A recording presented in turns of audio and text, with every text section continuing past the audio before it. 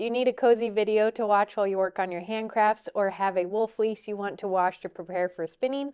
Then this is for you. In today's video, we're going to talk about all things wool, from washing wool to preparing wool for spinning and spinning wool like I'm doing here. I'll also be sharing studio updates, project updates, and continuing the conversation about daily creative practice. Hey Sugar Snaps, if you're new here, my name is Brittany, and here on the Textile Indie channel we talk all things fiber and textile craft. So if you're a fiber art dabbler, then this is a place for you. If you're an old friend, welcome back. Glad to have you join me again in a chatty textile and fiber craft video. About a year ago, I purchased a fleece from a local farm, our Shetland sheep wool fleece. I got to look through it before I purchased it, so kind of reviewed it. If you're purchasing fleeces from a farm, I would definitely do some research on things you should look for before buying a fleece. I've bought fleeces before, not being educated beforehand. There's a condition that sheep get that causes dry skin, kind of like human dandruff, to enter the wool, and it's really hard to get that out of your fiber. I had that in one of my wool fleeces several years ago. Decided that it wasn't worth washing, so I used it as garden mulch, which worked out great. But from then on, I was more careful in how I chose my fleece. I purchased a fleece last year. It had already been skirted. It was already pretty well prepared for fiber preparation.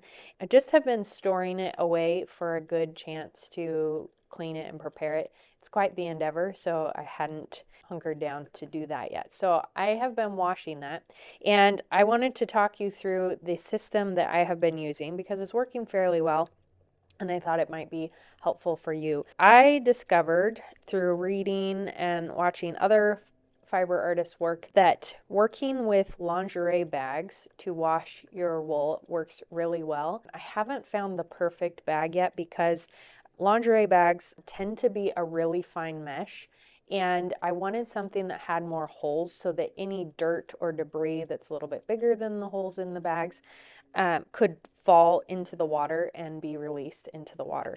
So I ended up using these mesh bags that are a little bit bigger. They're not really the perfect shape because they're bucket bags, but the material is really handy. So maybe someday I'll end up sewing a set that has a zipper on it and as a little more structured directly for wool washing. But these seem to be working just fine for now. Sorted out my wool fleece, started pulling the different locks together so that I was able to sort them out and line up all of the ends of the locks, or the outside of the fleece, so that they're all laying in the same direction. And once I had piles of that ready to go, I laid those into the mesh bag, and I did cut into tip and then cut into tip in about 3 rows, about 1.5 to 2 inches thick, so not smashed down but fluffed up.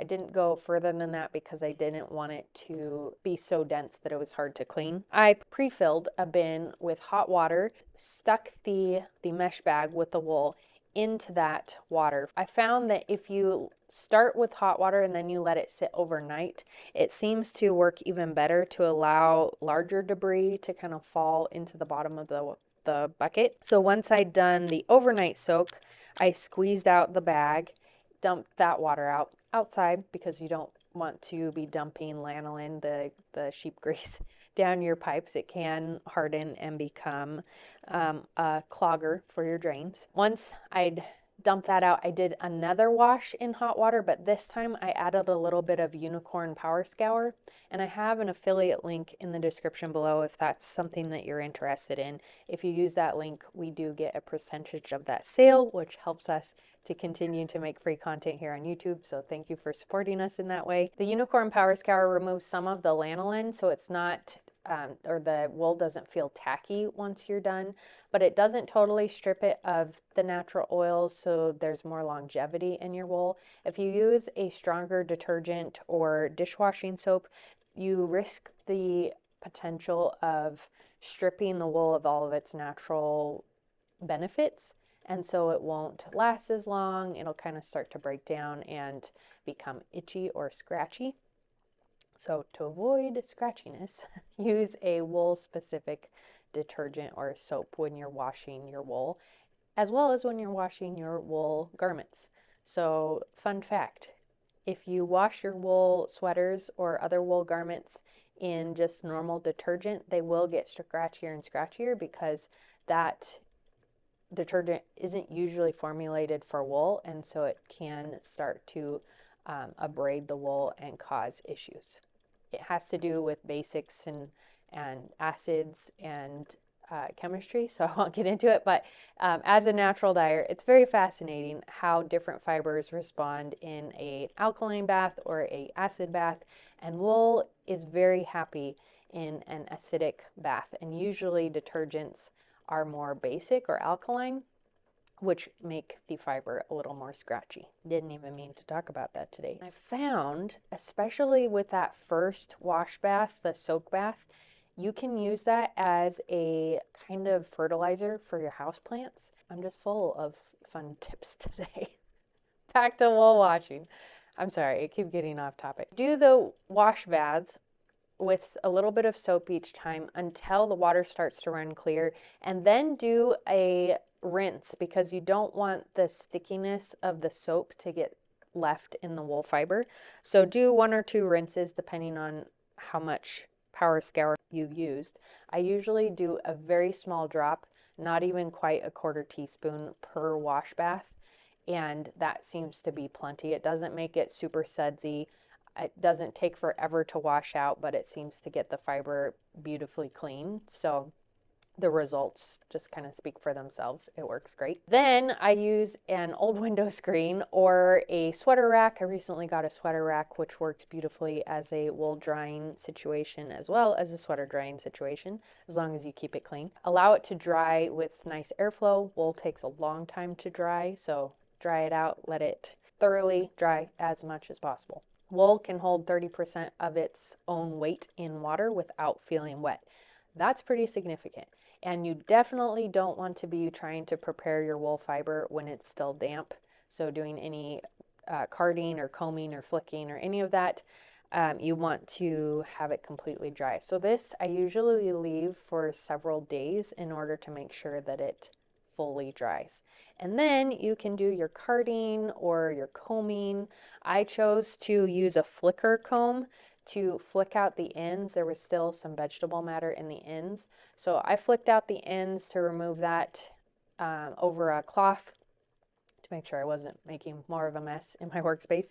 And then I used carders to card it out into rolags, which I am then going to be spinning as a woolen fiber. So I flicked out the debris and then opened up the fiber, picked out any leftover vegetable matter that didn't come out in the washing. This does take some time, so it's a really nice sit down calmly and just kind of settle into the rhythm of it. Maybe listen to an audiobook or watch a TV show, fluff out the fiber, and you use the carders to card out the wool. Hi, Phoebe. Did you want to say something for the video? Yeah. Tell me about it. Is that right? This spring I'm doing a Foundations of Spinning workshop for the Textile Indie Collective, and I've been working in the living room here. My living room looks like a spinning guild for one. I'm filming the Foundations of Spinning workshop for the collective, and so I have all my wheels out doing a different job.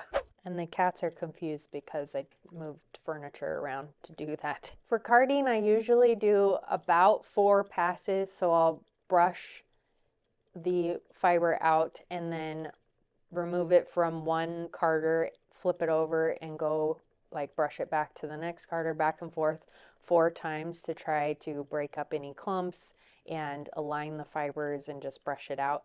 Or working with carders allows you to work with fibers of different lengths. So you kind of mix the fibers, and then making a rolag or a bundle of fiber, then you can spin a woolen yarn, which is a fluffier yarn that you can spin up using a long draw method and create a really kind of fluffy, warm, cozy yarn. And I decided that this fleece, I'm going to do a woolen yarn. I think for a sweater, I haven't chosen which one, but I have a long list of sweaters from Kuda Vikika's knitting books. I got both books for Christmas, and there's like 10 sweaters that I want to knit out of between the two of those books, as well as several hats and other things. And I have been looking for yarns, and I think I've kind of decided that at least one of them on the list I want to spin the yarn for. So I'm using the Shetland fleece because it's pretty soft. It's a pretty fine fiber. It has a nice sheen to it, and I think even as a woolen, which maybe isn't the strongest type of yarn, it would be super warm and cozy, which I'm very attracted to right now because the studio is pretty chilly. And this morning I went for a walk and it was 24 degrees, which I know a lot of the world is like 24 degrees isn't that cold, but for where I am at, that feels very chilly. I have some projects that I want to share with you, but I want to start out with a project that I'm doing in collaboration with Growing with the Griffins, who happen to be my family, and I wanted them to introduce themselves and what they're doing. They are creating a series, a YouTube series of videos on growing your own dye garden. So we're partnering together, and they did a video with me. You can see it on their channel. I'll put the link in the description below, all about why you would want to grow your own dye garden and the types of plants you would grow in a dye garden, some history, and some fun things. So I definitely recommend that video. I'm in there, and my sister Cassie and brother-in-law Taylor. And now I want Growing with the Griffins to introduce themselves. I'm Taylor. I'm Cassidy. And we have a channel called Growing with the Griffins where we talk all about natural gardening techniques, cultivating healthy soil, growing really healthy plants. We really dive deep into Korean natural farming techniques, ways to garden or even farm that are super sustainable, more than sustainable, hopefully regenerative, and we see a lot of our work as making an investment in the soil. And so we're growing plants for sure, but really first we're growing soil. Along with that, of course, we get to enjoy an incredible bounty of different plants. And so we're super blessed to get to collaborate with Brittany and talk about what it would mean to grow a natural dye garden. These dye garden videos are part of our series of, we're doing an herb and tea garden this year. We're doing a cut flower garden. We've got a dried flower garden and a veggie garden, as well as this dye garden. So we're doing all types of gardens in one to show that you can create really beautiful spaces that are practical, functional, and beautiful at the same time. So kind of that old style of the cottage garden that's a useful garden but a beautiful garden, so kind of creating that. They have a great channel. I highly recommend it if you are interested in gardening, and definitely if you're interested in natural dyeing, because you can grow a lot of your own natural dye materials in your garden and then have access to those things. Natural dyeing can get expensive if you're buying the materials, but if you grow them, if you have space, or even if you can do pots on a patio or a balcony, you can often get a lot of material in just a small amount of space. I recommend checking them out. They have a lot of great information on renewable gardening. Another project that I did recently was actually kind of a field trip for me. I got together with my local basketry guild, and they have a willow plot, a plot where they grow willow plants, and I did a harvest with them. We got some fresh willow from today's harvest, and then I purchased a bunch of dried willow from their dried willow collection. I've never done willow basketry, so I wanted to test it out, and since I was already there, decided to stock up. So I got quite a few different bundles, lots of sizes. I'm not sure what I'm doing, so kind of went for it, and we'll see what I'm able to create with all of this. It was really fun to meet other basket weavers, learn how to harvest, how to take care of the plants. Some I bought from last year's harvest that they did. I am going to kind of endeavor to take on some willow basketry. I think I'm going to wait for the summer because the branches need to soak, and I need a big water tub, which leads me to think that outside would probably be best for that. So I'm waiting on that, and I'm really excited to delve into that, which led me to thinking about how could I get, I'm a big DIY person. You probably know that if you've been around here very long. So I was like, why go to a willow plot somewhere else if I could grow willow myself? So I did some research, and I cut some of the ends off of some of the willow branches that I'd cut fresh that day, and I started some willow plants, and oh my gosh, they are growing leaves, and already growing branches, which is super excited. So it's been about a month-ish since I started them. And look how beautiful they are. They're already growing branches that could basically be a mini basket. I am going to put these into pots because I don't want them getting into the plumbing or any water pipes. The roots apparently go after any sort of water source. So I don't want to destroy my yard with those. So I'm going to put them in pots and try growing them in that way. Everything. If you want to do everything, we don't have time for everything, but I want to try all of it. So I'm gonna try. We'll see how this Willow adventure goes. And then another big project that we've been working on here at Textile Indie is putting together the Textile Indie Collective. I'm super grateful for everybody that's joined so far, our founding members. We're super excited to have you in there and seeing your projects. I was just in there yesterday and was getting to see some show and tell projects from one of our weavers, and it's just really fun to have that place where we can share our projects, share our questions, build a community of other makers, and there's lots of workshops in there, and they're continuing to grow. So if you're interested in dabbling in a lot of crafts and fiber related topics, but you don't want to pull all of the information or resources together yourself, check out the Textile Indie Collective, because that is my goal, to provide all the information so that you can sit down in your valuable spare time and delve into one of the fiber crafts that you've been wanting to dabble in. Now for the handcraft type projects. I'm actually currently spinning one of them. This is a merino, undyed merino. It's a 23 micron, so it's pretty fine. And I got it from Paradise Fibers with a gift card from my mother-in-law. Thank you, Lauren. I am really excited about this project. I'm spinning up what I'm attempting to be is a fingering weight yarn to use in the grid gambit cowl. It's a pattern that I originally saw on Young Folk Knits channel. She knit one up and I was like, oh my gosh, that combo is so cool. Tumalo Fibers did a Shaniko wool that they dyed in these beautiful autumnal colors, and they called it High Desert. So it almost looked like a desert sunset, but with beautiful oranges and a little bit of a splash of blue. I spun that up. I think it's going to be gorgeous. And then I pulled out that little bit of blue because I'm honestly, I think I'm more of a summer and this colorway is way more autumn. So the orange wasn't going to be my best color.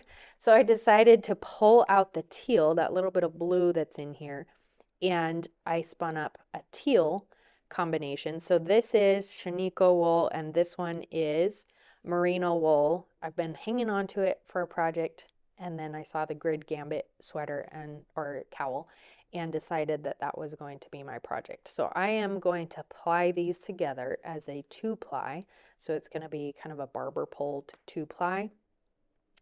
My thinking being that the teal, which is more of a muted kind of summery color, more in my color palette, will combine with this and will work well. So then this will be my colorful yarn, because the grid gambit is one color and one background color. So this will be my contrast color, I guess. And then this natural merino will be my background color. So I really wanted that high desert colorway to pop in combination with the teal.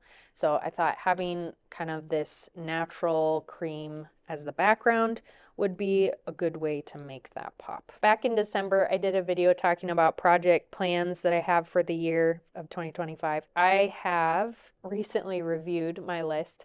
I have started my knit project for this quarter, which is the April cardigan by Petite Knits. I wanted to do a cardigan, knit a cardigan this quarter.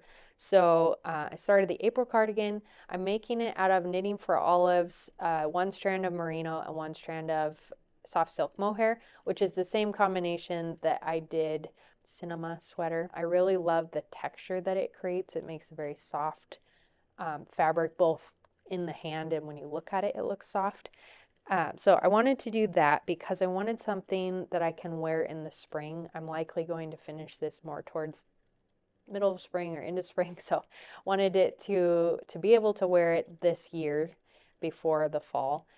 So wanted something a little bit lighter that I can layer. It's in a dusty blue color, so very excited to have that knitting up. The pattern seems to be fairly simple, though I have had a few hiccups.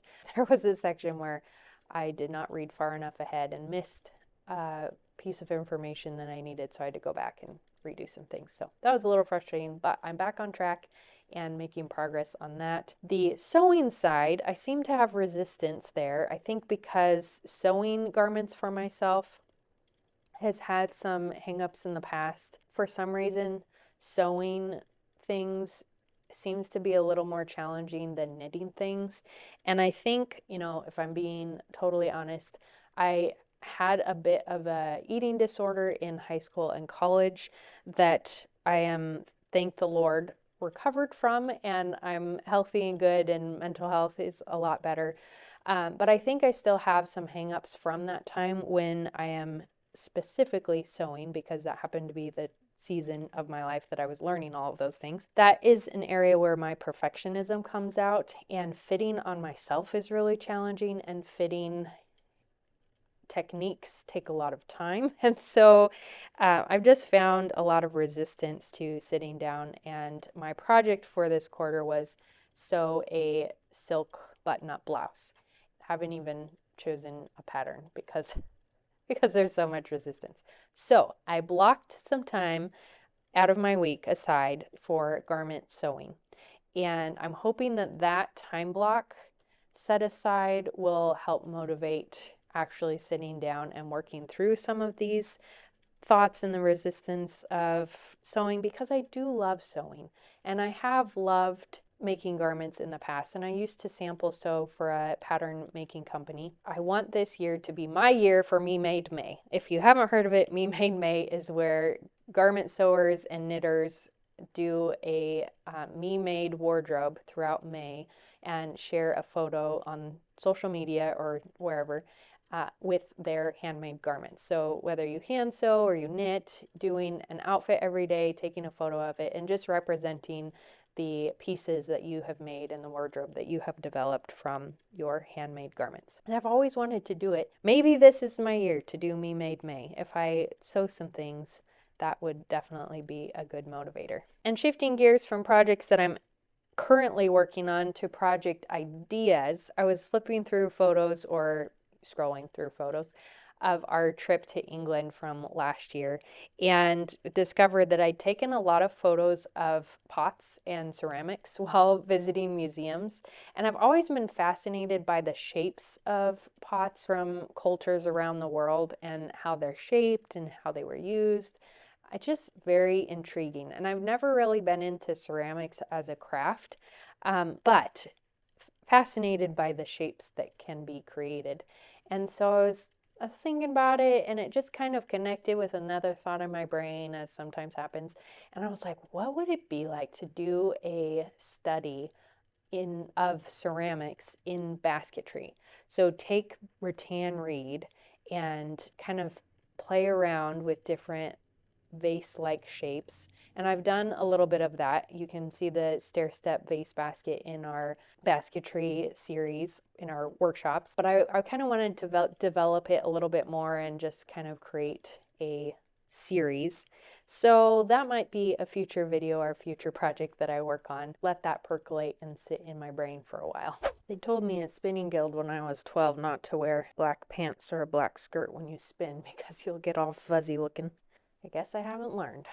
So what projects have you been working on, and have you been accomplishing any of your 2025 creative goals so far this year? If not, no worries. I feel like humans are fluid beings, and why can't we apply that to our creative endeavors and our goal setting, and allow them to shift and morph and mold depending on the demands of life and things that come up. I have projects going that I did not intend to work on, and projects that I did intend to work on, and kind of bouncing between them as time allows, I think is more motivating. I think, as I was talking about in last week's video, having the freedom to allow what's inspiring you in the moment to inspire you for things that you've already committed to can be very helpful.